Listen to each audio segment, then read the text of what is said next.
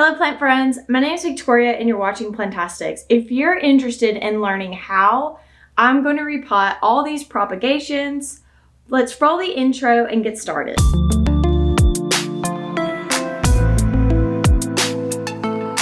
I'm going to be repotting with you and sharing all these beautiful plants that I've been propagating. I'm also going to be sharing a story. So after I've kind of explained what all I'm doing in this video, I'm going to go and tell you a story. So I like to get the perlite soaking wet so that there's no particulates being breathed in. I've also started using Bonide systemic granules and beneficial fungi.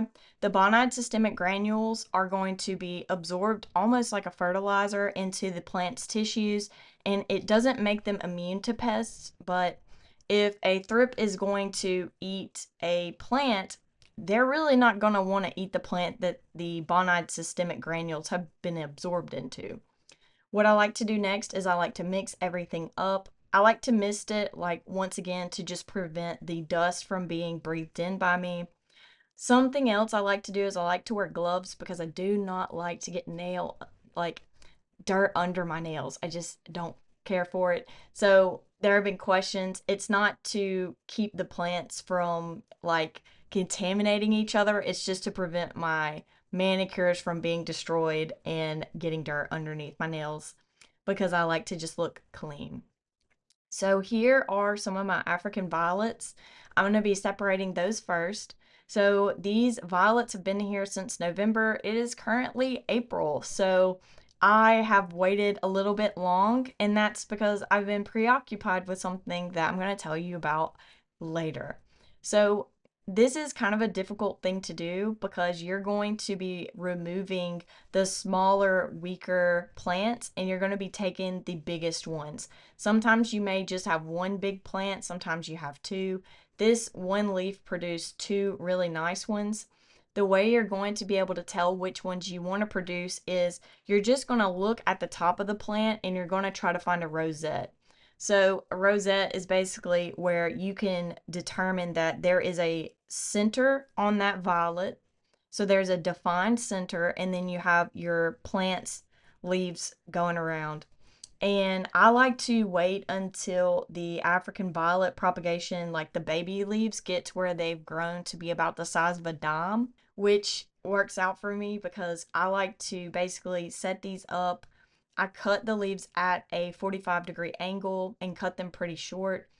I personally like to set up my propagations and have them set up in such a way to where I can forget about them. So this is a really nice setup because I'm able to mist it at the bottom or at the top. It really doesn't matter. From there, I really have a not really big thing worrying with them because I have this hood that goes on top. It's a clear hood, and I have the ability to twist the vents to where they're open and closed or some happy medium.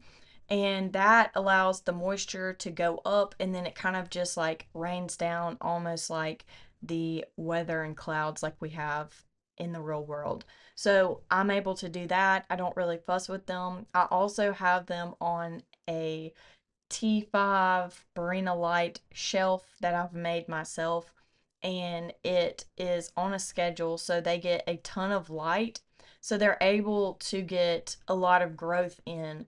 And whenever I kind of see that they've stopped growing, I will fertilize them, but that's normally after like 2 or 3 months. I think I told y'all they've been here for 5 months, so the soil can get depleted at that point because there's not much soil in there anyways. Yeah, so you get those strongest plants, and it's sad, but you're going to discard the other tiny ones. You can put them in your compost, or you can, if you really want to start new propagations from them, I just like to toss them out because they don't have as much energy as like a mother leaf does. So this mix is really good for them. Now, the Bonide systemic granules, I can't remember off the top of my head, but they don't last forever. So it says on the actual container how long they last. But basically, like, you want to repot your violets and just all your plants at least once a year, if not half a year. So you have, if you repot at the end of winter or spring, you have basically that whole growing season where if a pest comes in your house, if someone cuts you some wildflowers and you put them in your house, you don't realize it, but it's a Trojan horse filled with thrips, basically. If if a thrip manages to fly off and get onto your plants, it's not going to survive because it's absorbed those granules into its system. So if you're going to use them like whenever you know thrips are most active outside.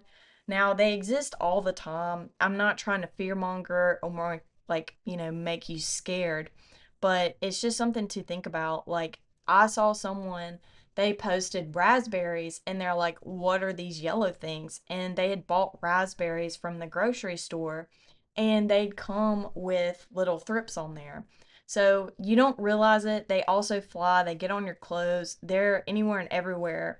There are people who say that, they take all these preventative measures and they are never going to have pests. And I am happy and I applaud their mindset, but that's just not entirely true. Some people get really lucky without quarantining their plants because that's one way to bring pests into your house. Bringing your plants in for winter is also another way. I had aphids so badly this winter because I brought in my hibiscus because they're frost tender and we had lows of like 10 degrees and lower this winter. So they would not have made it if I'd let them stay outside. But those aphids basically spread. They got on my Hoyas, they got on everything. I'd honestly rather deal with thrips than aphids because aphids and mealybugs for me are the hardest to get rid of. There are times when I've had mealybugs on a plant and it goes in the backyard behind my shed and it never comes back because I tried spraying them and whatnot. I had someone give me the most beautiful Tenanthe. It's so beautiful. I have two different varieties, and it's the one with the thinner lines. Anyways, they gave me this beautiful Tenanthe, and I left it on my back porch. This was last summer. And I didn't realize it until I went to repot it because it was too big to fit on my wall. And I'm glad that I took that extra step. I didn't mean to quarantine it. Sometimes you just kind of forget. But as I was repotting it, I realized that in all of the leaf sheaths, there were mealybugs. So I cut it down all the way to the soil and repotted it and sprayed it and sprayed it. And I only had one tiny section end up surviving. And I did get rid of the mealybugs, but mealybugs are really hard to get rid of. They're really great at hiding. I had two Phalaenopsis I ordered off of eBay recently, and one of them had mealybugs, and it hid really well in between the leaves. They weren't mature mealybugs, they were just babies, and it was also like a baby Phalaenopsis. So it was really, you don't want to spray and like get water in between the leaves, but I had it outside and I'm guessing the water got in between the leaves and they were drowning, so they were coming out. And I was like, oh my gosh, I'm so glad that I just left these out for a little bit instead of just putting them on the wall like I normally do. I also had a dendrobium that I got and it had scale on it. And I'd had it for months in my collection. It was actually on the living wall because I didn't see any problems. I'd quarantined it and everything. And I found scale on it. There were only two or three of them. And I then, sprayed it down with, I think I used insecticidal soap. At the time, whatever it was that I looked up that would work on it and that I had in my collection, I used, and I didn't have any more scale. But there are times when you can quarantine a plant and you think everything's great and dandy, and the pests are in their smallest, they're either eggs or in a larval form, and you really can't see them and observe them until they are adults or they're getting closer to adult stage. So, do whatever you want. Pests are just part of having houseplants. That doesn't mean you need to constantly fear about it. It's just something that you accept. It's like every day that I drive, I wear my seatbelt. I'm not planning to get in a wreck, but if I do, I know that I'm good. So you can always have like insecticidal soap on hand. I release predatory mites, but there's no method that I've found that is going to be 100% effective against every pest. So that's just something to keep in mind. But these Bonide systemic granules are going to kind of act like a seat belt for if you do have pests in your house. So that's just something to keep in mind. and think about, because I just got rid of thrips on my living wall, which I've had that happen twice now. The first time, I think I just caught a handful of them. It was not that bad. Now, the second time, it was kind of a bit more severe.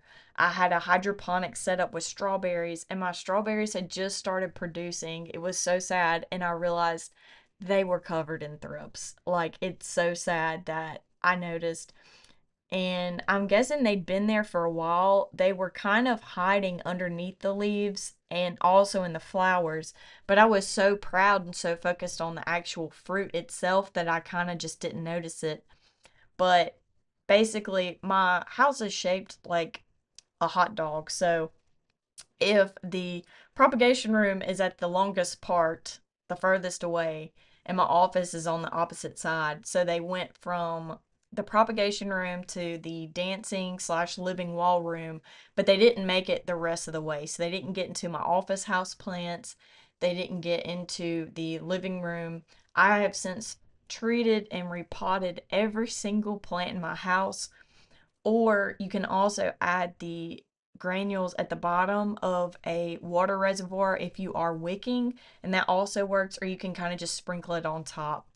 So I have a whole video dedicated to that I'll be releasing on how I dealt with them and got rid of them, because thrips are pretty bad. Regardless of whatever infestation you have, you really need to try to catch it early. Obviously, that can't always happen, but the earlier you catch it, the more like less severe steps you can take to get rid of them, because you don't want to do pesticides at the beginning.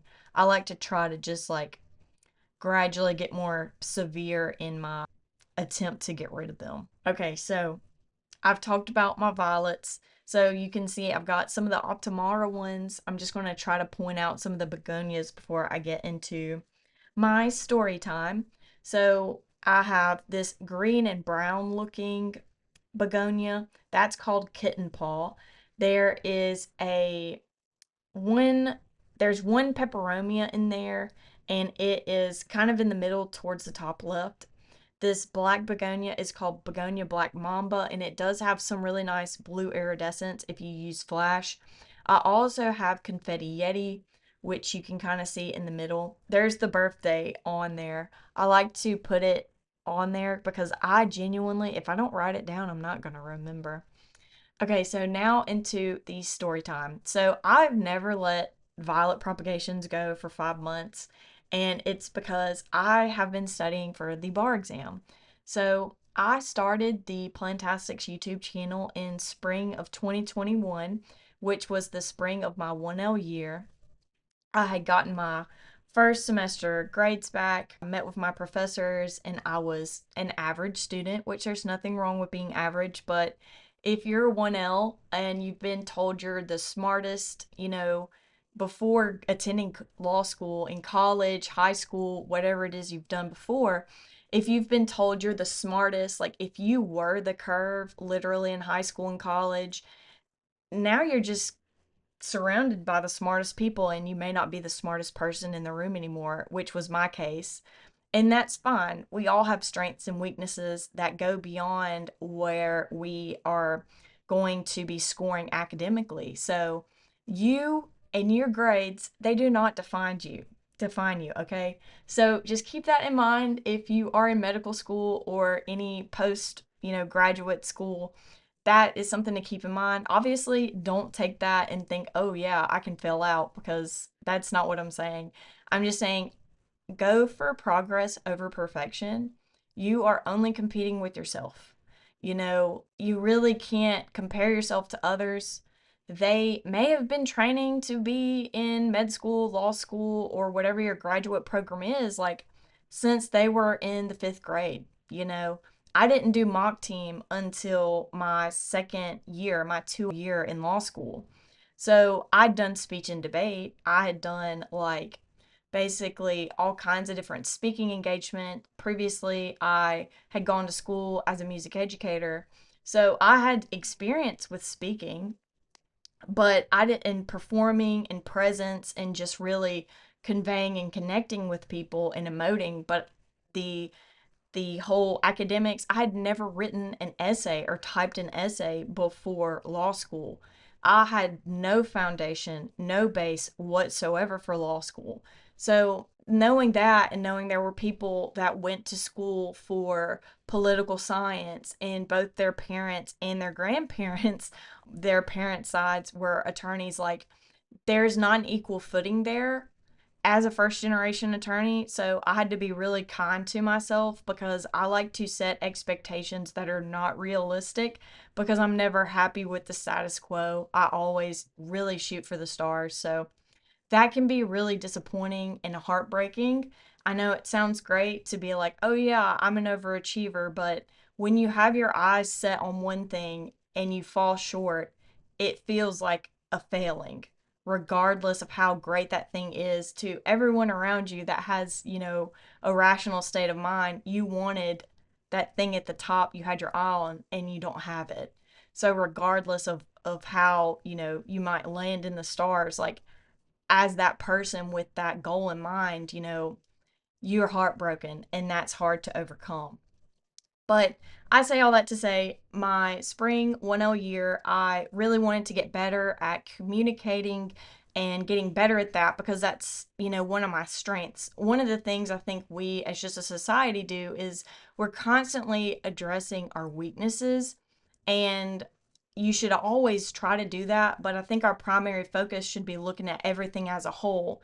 And whenever you're in a place where you feel like you are a failure, just look at your strengths, talk to people around you, and see what your strengths are and kind of lean into that. So that's what I kind of did. I've always been great at growing things. Before I even knew what Hoyas were in high school, I had Hoyas and they bloomed and I kept them alive. And sadly, I went to college and they didn't make it into the house. So in that winter, I lost them. But yeah, I've been growing plants for a long time. So I really leaned into growing strengths as a hobby to keep me sane because that was something that I knew how to do. And I used it as a way to connect with people all over the world from America to the UK to Canada to India. Like, I've had so many interesting conversations in my Reddit DMs or Instagram or just like in my emails. And that's been a great thing because whatever field you're working in, you need to have an escape from it because our hobbies keep us sane and people outside of our field also keep us sane. So that's what I used it for. Because finding out I was average was just kind of heartbreaking, because like growing up, that was one of the things I was always, complimented on. It's like, wow, you're so intelligent, you're going to be great. And maybe I am going to be great, but in law school first semester, I thought that I had died, basically. I didn't realize like those grades really don't matter. So I graduated in May of 2024, and then I sat for the July bar. I really should have deferred because I was planning a wedding that was going to be in September of that, like literally like 2 months after the bar, not even 2 months after the bar, like a month and a half after the bar. And I also had lost a close family member, and grieving, planning a wedding, studying for the bar, it was too much. But at every point in my life, I've always been able to do everything. So deferring, which is where you postpone taking the bar exam to the next time, deferring wasn't even an option in my mind. I was going to sit for that bar exam and I was going to pass. And I told myself at my wedding in September, because it takes 5 to 6 weeks to get your results, I was going to pretend like it was a pregnancy announcement, but I was going to announce that I'd passed the bar. None of that happened. I ended up failing the July bar exam. I didn't have enough time. I was stretched too thin. I had 9 weeks to prepare, really less than 9 weeks. And it was incredibly stressful. I dreaded it. I literally, like, my hair started falling out. And if you know me, like, I have thick, healthy hair. I had so many health problems because my body basically was failing me because I wasn't taking care of it. I wasn't eating well. I wasn't seeing people. I isolated myself and I went into a very dark place. So failing was hard because I was already at such a low point. I had already mentally and emotionally and physically exhausted myself. So after failing, I had to then start rebuilding my mentality and rebuilding myself and how I viewed myself. because other people were always like, well, regardless of if you fail or pass, no matter how many times you fail, you are going to be a great attorney. There are so many people that fail maybe 2 or 3 times and then they go on to have great careers. You failing does not make you a failure. So hearing that was great, but hearing it means nothing because you have to internalize it. You have to believe it. So then I was like, well, I like true crime a lot, obviously. And also, I like following things. I've watched so many documentaries on cults because I personally can't go about believing some of the things that they believe. And in that, it's just repeating things over and over again and, cutting out things that go against that. So I told myself, I'm going to brainwash myself into telling myself that I'm going to pass the bar exam. So I uninstalled all social media except for Reddit and YouTube. I cut off anybody that was like dealing with failing or retaking or dealing with negativity that could come into my life. And I really focused on myself. And I told myself every day, so many people dream about taking an LSAT and getting a good score. I did that. So many people dream about getting into law school. They try and they just don't even get in. I got in. So many people dream about graduating from law school. I had the opportunity to do that and I did that. So, whenever you fail, you've got to look at all the big obstacles that you've overcome. And better yet, it helps if you look at it from a place of gratitude, which isn't easy to say, because you've just had this huge, thing that's knocked you down. But in looking at those things, you're like, I am strong. I can pass. And if you want to go even further than that, you can look back at, your family. What has your family overcome?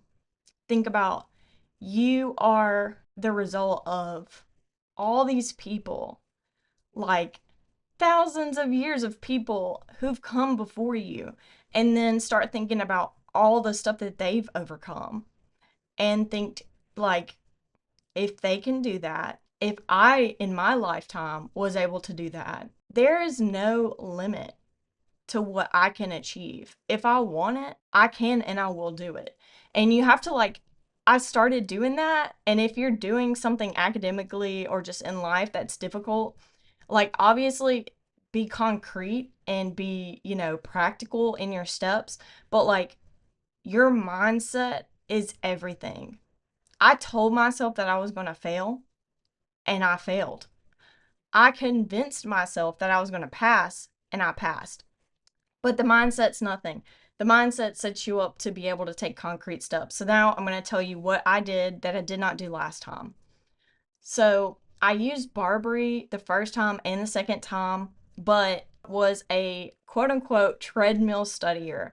I was walking on my treadmill because I didn't want to be sitting glued to my desk and I wasn't actually spending quality time studying, it was a quantity time. I had a mental number of how many hours I was going to study each day, and I was very fixed and concrete in that, and I was very unforgiving on myself, and that did not serve me.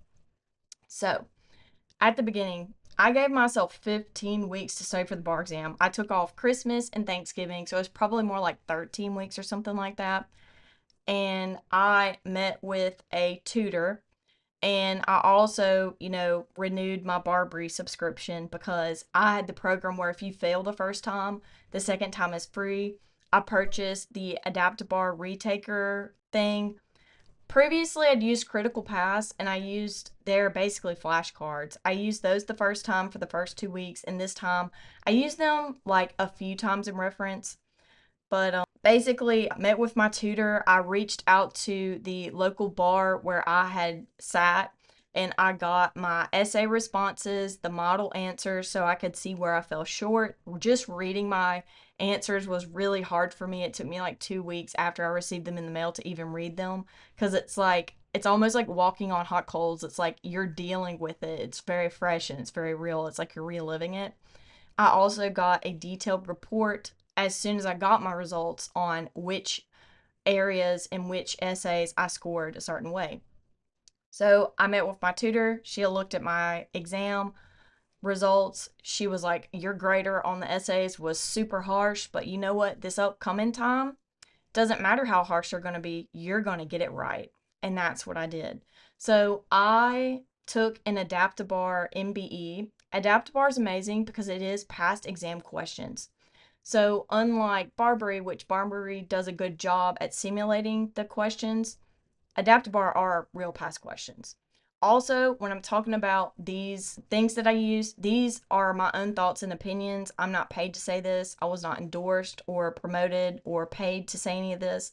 These are my own thoughts and opinions, and this is my own experience. So yours could be totally different. This may not work for you. I took an Adaptabar MBE simulated exam, and from there, we are able to see the statistics. We're able to see which subjects and even which sub areas that I fell short in. Like I got 0% correct on XYZ in criminal procedure. Or in First Amendment, I got this thing wrong. You know what I mean? So you're able to address it. So then from there, we looked at the remaining weeks leading up to the bar exam, and we focused on a subject every week, and we would revisit those after I'd cycled through all the MBE subjects. So the MBE tests different subjects than the essays. The essays test more than the MBE does, but the MBE is testing incredibly concrete and nuanced things that are black and white and have a definite answer. And you are picking the answer that is the most right. And that's what you got to get good at. You got to say, what are they trying to see that I know? What are they really asking me? What are they testing me? And that's what I asked every time. And the more I practiced those multiple choice questions, sometimes, and the goal is to be able to predict the answer before you ever reread the answer choices. So I would read the question, read the last word of each multiple choice, and then I'd read the fact pattern.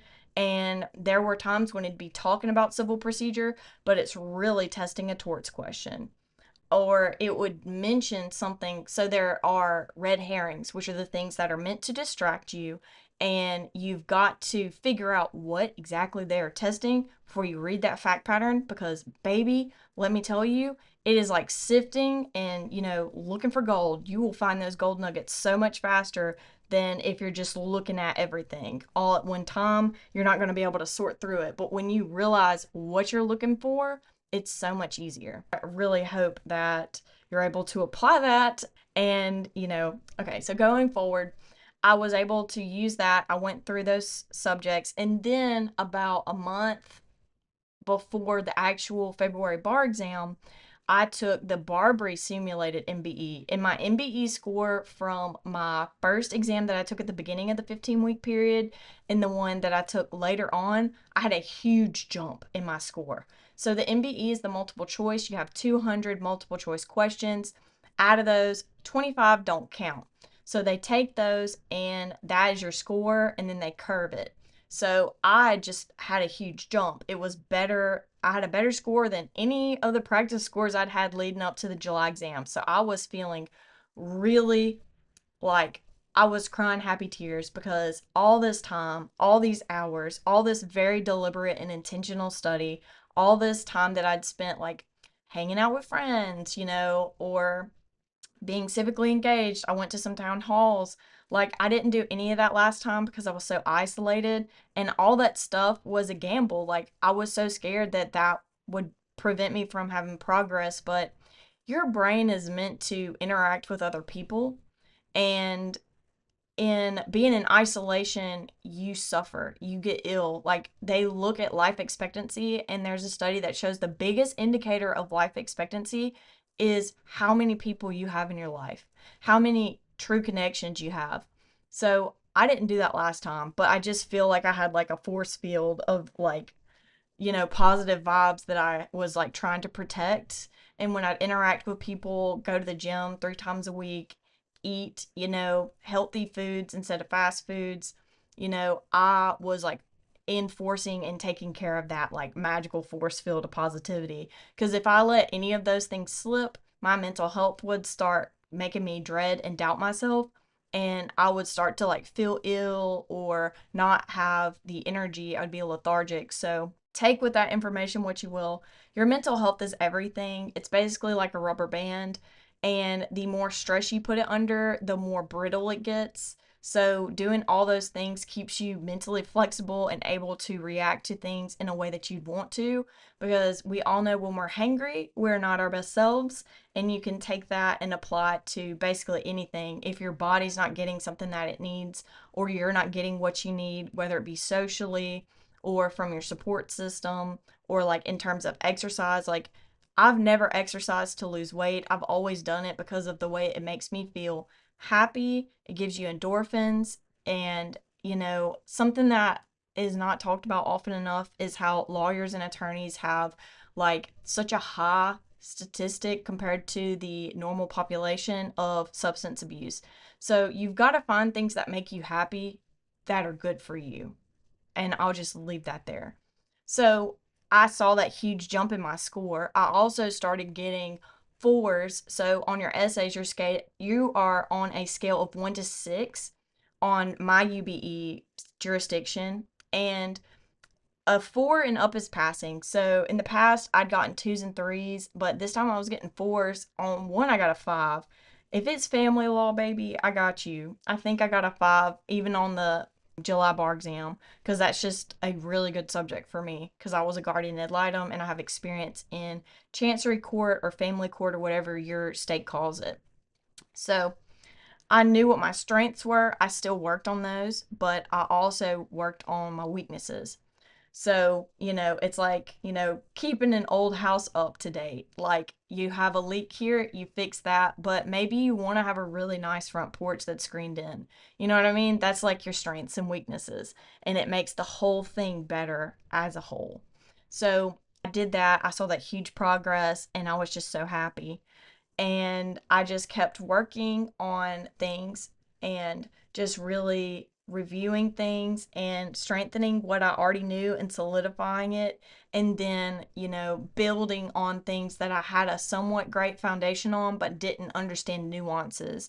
Like they would ask you like, okay, who is on the hook for the mortgage? Is it the person that sold it or is it the buyer? And that's a very black and white question that has a very black and white answer, but you have to know what rule applies. So there are times when you'll have two rules, and it's basically testing you which one's going to apply here.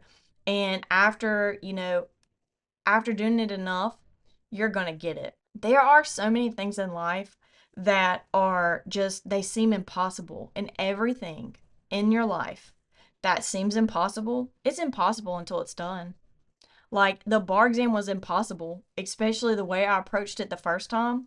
Like I spoke the future into being by doubting myself. I spoke my future into being in not being strategic, and, allowing myself to be isolated and just like mentally just not being in a great place. And some of that is stuff that I could not control. Some of that was I just took on too much at one time, because this time around I had had time to grieve. I had already planned my wedding and it had gone great. I had an amazing honeymoon, and I had time to like refresh and recharge.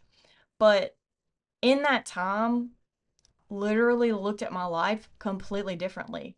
Like in failing and finding the silver lining there, like I was living and doing things in a way that just was not sustainable. And failing allowed me to basically really pause and look at how I was living and reprioritize things, like spend more time with my family, spend more time gardening. When I'm stressed, maybe I'll rip out some weeds. There's so much in life that's negative. There are so many great people, like at plant swaps. I've met some of the most amazing people. I have learned so many things, but like if I had not gotten into plants, like I wouldn't have been able to meet with those people. Like 75% of my Hoya collection has literally come from trading with one person. And she's amazing, and I'm just, proud of her. And like, everyone's got their struggles, and in meeting people, you also get to see parts of yourself that you may not have noticed. And that's true. Like, we always hear things like, you are who you hang with. And I think that it's more than that. I think that there are people that bring out certain characteristics in us. Like, I have a friend that is so compassionate and she has such great empathy, and she will never hold a grudge. No matter how mean anyone is to her, like, she'll set a boundary, but like, she's not vindictive back and vengeful. And in spending time with her, like, I can kind of, take and borrow from that. I think we all can, because it's just so natural to just want to retaliate. Or, you have a friend that's incredibly creative and great at problem solving, and just like, I don't know, they've got something in between their teeth and they're like, oh, I have a loose string on my shirt. I'll use that to get it out. Like, there's so many amazing people, and in interacting with those people you're able to, take and borrow, but in isolating yourself you're not able to do that at all. And I mean, in the prisons, people say one of the worst things is like they're isolated from the world, like they can't interact with other people, and isolation is basically a form of torture. So when you're dealing with something, it can be so easy to say just reach out. But I think what's easier to do is to join a hobby that has people. Because when when I failed, like, those people kept me alive. Whenever you deal with extreme sadness or grief or stress or just like terrible news, like, those people are your support system.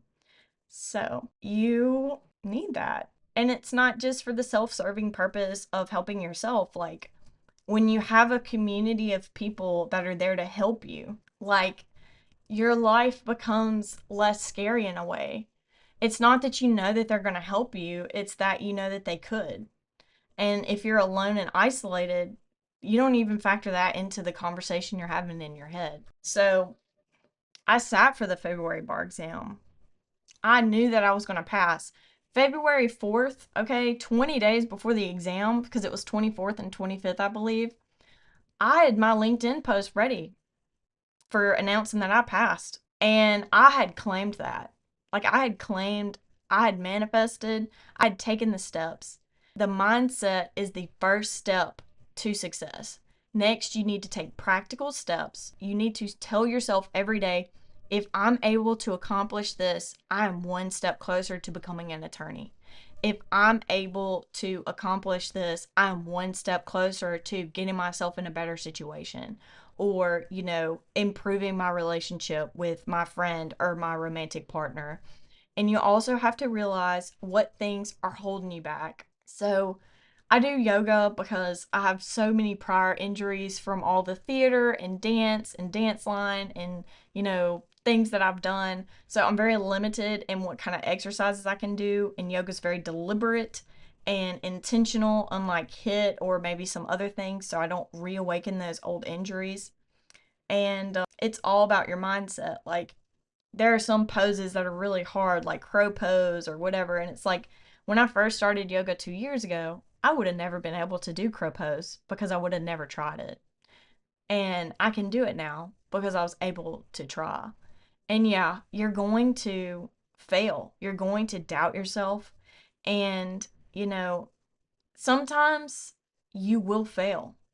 And sometimes that gut saying you're going to fail is right. But if you can change it, or if you do fail, if you can learn from it, like, you will never fail if you try again. You will never fail if you use your failure as a way to learn.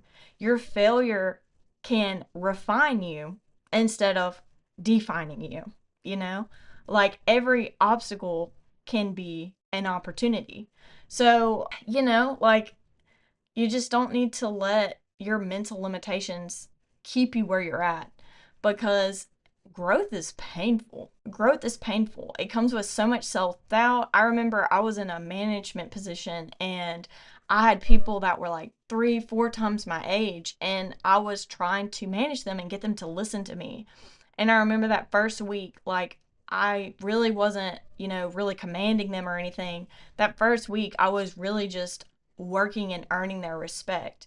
And in like that next month, after they'd seen, I want you to succeed, I want you to be, the best, like, I didn't fight to be heard anymore. They would ask me. So I'm just rambling at this point. But, anyways, I went in, I had my, hair, I did myself like, blowout. I had just a little bit of bronzer and a little bit of concealer on. And your appearance matters, not just to others, it matters to yourself. If you feel your best, you'll look your best. Like, I didn't go in there looking like, a Barbie doll. Like, I was not dressed up. I was in sweats and, maybe I had a day or two of dry shampoo in there. But like, I didn't want to be seen last time. I wanted to be invisible because I just felt so empty and hollow. So, like, go in there, go and do whatever it is you want to do and just do it. And I know that sounds so easy, but once you realize all the little tiny baby steps it's going to take for you to get there, you've already basically won all these tiny battles. So, here are all the potted propagations. Hopefully, this hasn't been too much of a rant or ramble, and hopefully, this story time was able to inspire someone. Plants, of course, are a great outlet in ways to just have tiny wins if you're not having tiny wins in your personal life. Thank you all so much for liking and sharing my videos and for helping me grow my channel. For all of y'all that have been here since the very beginning, I appreciate you all so very much. So yeah, what's something you've been able to overcome with just changing your mindset, and what's your favorite African violet or plant right now? I'll be seeing you next time. Goodbye.